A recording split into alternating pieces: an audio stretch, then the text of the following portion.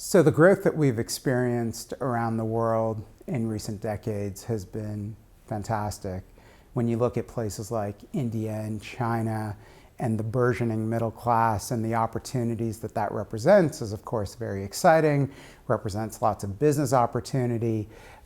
But as those cities have grown, as new cities have been developed, the use of resources, of course, has gone up dramatically. And when you think of water and the availability of water and the fact that it's not easily replaced or created, there's a real big impact on society. And you think about skyscrapers that are developed in Mumbai, well, every time that skyscraper goes up and uses lots of water, we're talking thousands of gallons a day, to keep the cooling system in the building operating, there's a direct impact on the masses who also rely on that same potable water supply and now fundamentally have less water to consume.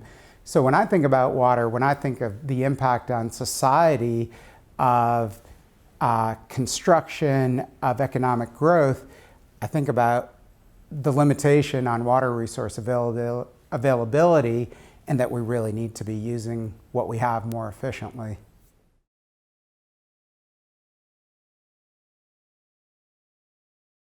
As a clean tech entrepreneur, one of the things that I've learned when you're bringing an innovation to the marketplace or creating a new market for your product or services is that raising awareness really matters. And that awareness ahead of reaching the tipping point of adoption takes a lot of education of the marketplace. So whether it's California or China, there's an awareness that's building that water's not unlimited the way we thought it was 20 years ago. And as we translate that into building resource efficiency, I think people are really starting to look at what are the things we can do, not just to save energy. You know, LED light bulbs are now ubiquitous. That's a great thing. We're starting to put things like low-flow toilets into place. That's a good thing too. But when you really think about the heart of a building and where a lot of the energy and water is consumed, it's the HVAC system. So that's a little harder. It takes a little more time to build the awareness outside of a small group of people that are very focused on mechanical systems, for there to be a groundswell of interest that says, hey, we want this thing. Of course, that's also part of the life of an entrepreneur. If you're doing something great and innovative, you're necessarily ahead of the curve. And so you rely on building something of value that the market is really going to adopt. And of course, you bring a lot of optimism to that exercise. And I think we are certainly aided by macroeconomic factors where people are fundamentally getting the fact that water is not an unlimited resource.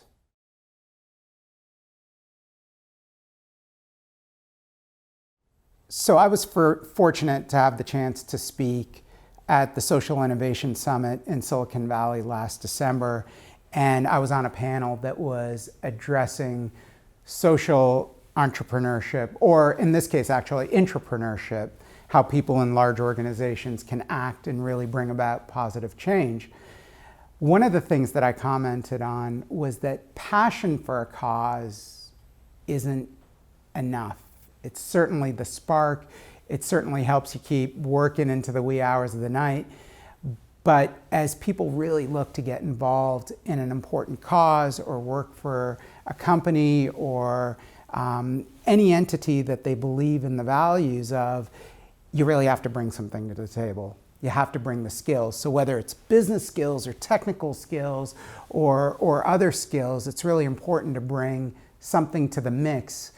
In the case of building businesses like EcoPower at Pratt & Whitney or really expanding dolphin water care at Clearwater Systems, I think those fundamentals of what's a good business case take, what are the right elements of marketing? What are the right elements of operations and finance that you have to bring together to make something that's investable and then scalable in the marketplace is really important.